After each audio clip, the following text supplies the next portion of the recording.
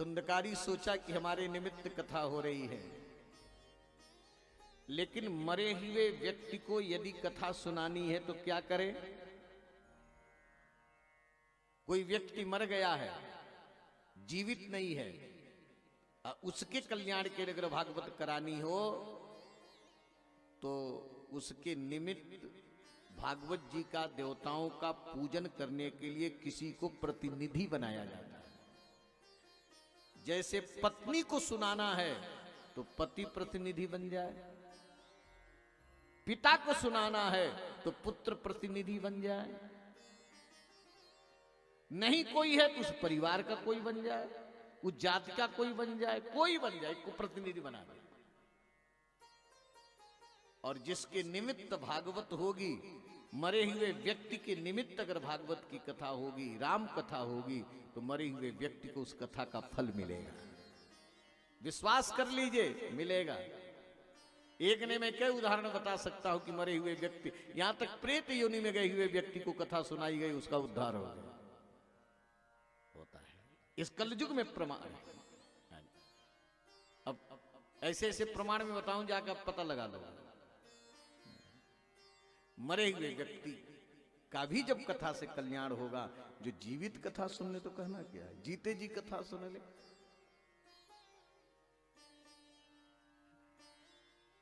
एक ब्राह्मण को प्रतिनिधि बनाया गया। धुंधकारी सोचा कि हमारे निमित्त कथा हो रही, मैं कहां बैठूं? तब तक उसको 7 गांठ का बांस दिखा। आज भी 7 गांठ का बांस लगाया जाता है। यहां पांडे जी के यहां जहां पूजा पाठ हो रहा है ना, जहां पारायण हो रहा है, वहां लगाया गया है 7 गांठ का बांस। 7 गांठ के बांस में होता है छिद्र, बांस में छिद्र होता है, उसी छिद्र में हवा बन करके वो बैठ गए। कथा होने लगी, कथा सुनने लगा।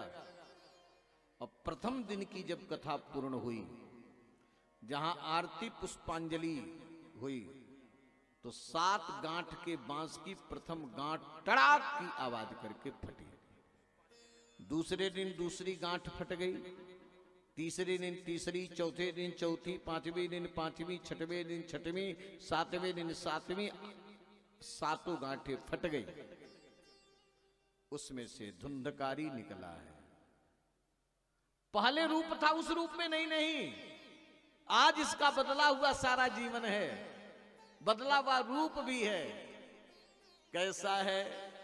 दिव्य रूप धरो जात तुलसी दाम मंडिता। दिव्य रूपधारी बन गया। और तुलसी दाम, तुलसी दाम का मतलब तुलसी की कंठी, तुलसी की माला उसके गले में। कौन सी माला आ गई गले में? तुलसी की। ध्यान देना, यह सिद्धांत सामने प्रकट हो रहा है। जब तक तुलसी की माला नहीं पहनोगे, जब तक गले में कंठी नहीं पहनोगे, तब तक भगवान की कृपा और भगवान के धाम जाने का अधिकार नहीं मिलेगा।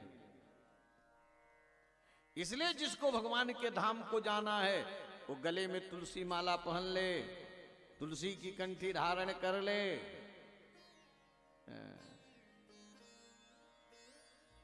नहीं तो जिसको कुत्ता गधा सुअर बनना हो, दूसरी बात है।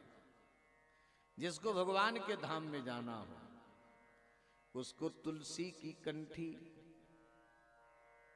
अच्छा एक बात बताओ, किसी भगवान के मंदिर में जाओ, चाहे राम जी की, चाहे कृष्ण जी की, चाहे भगवान नारायण के मंदिर में जाओ, और शुद्ध घी का खूब पदार्थ बनवाओ और भगवान के सामने रख दो, और तुलसी दल न डालो, तो क्या भगवान पाएंगे? और भले खिचड़ी बनी हो और तुलसी दल डाल दो तो भगवान किसको पाएंगे? शुद्ध से घिए हुए, शुद्ध घी से बने हुए मालपुआ, हलवा, पूड़ी, जिलेबी, बालूशाही की तरफ भगवान देखेंगे भी नहीं। आज जिस खिचड़ी में तुलसी जल बड़ा है, उस पर बैठ करके भगवान चुबुक चुबुक खाने लगेंगे।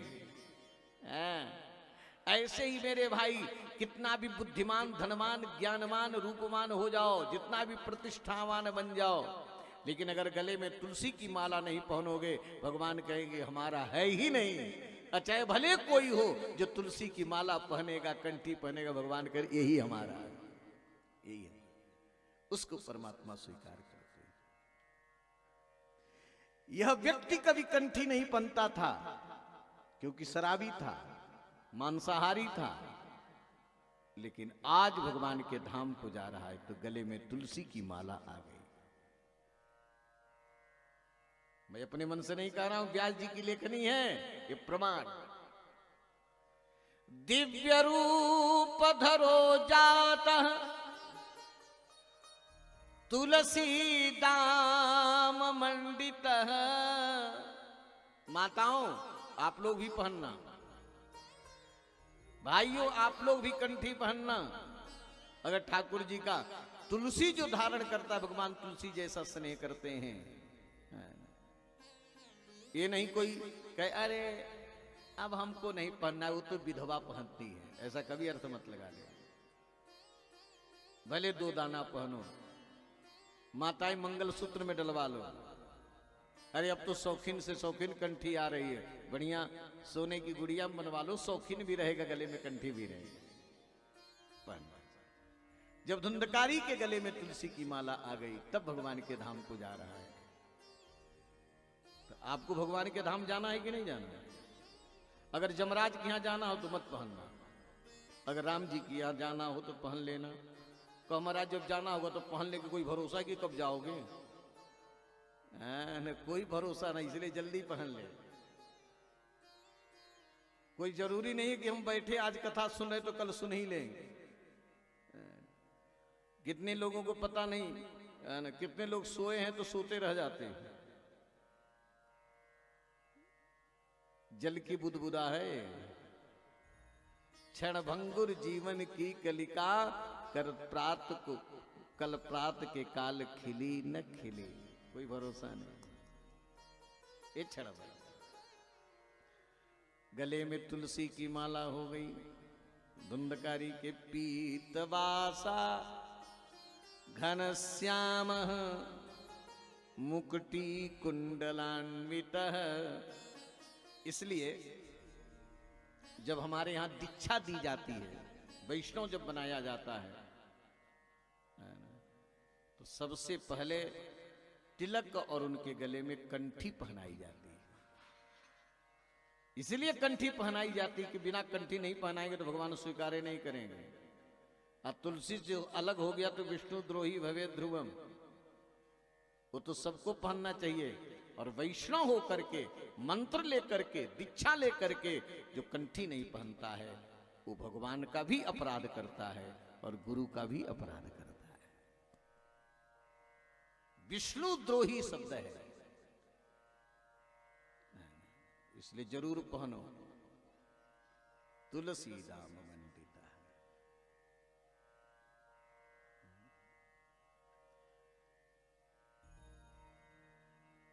पीतवासा घनश्याम, पीतांबरी पर मुकुटी कुंडलान्वित, मस्तक पर मुकुट आ गया, कानों में कुंडल आ गया। इसके बाद धुंधकारी ने जो कहा है, धन्या श्रीमद् भागवती वार्ता।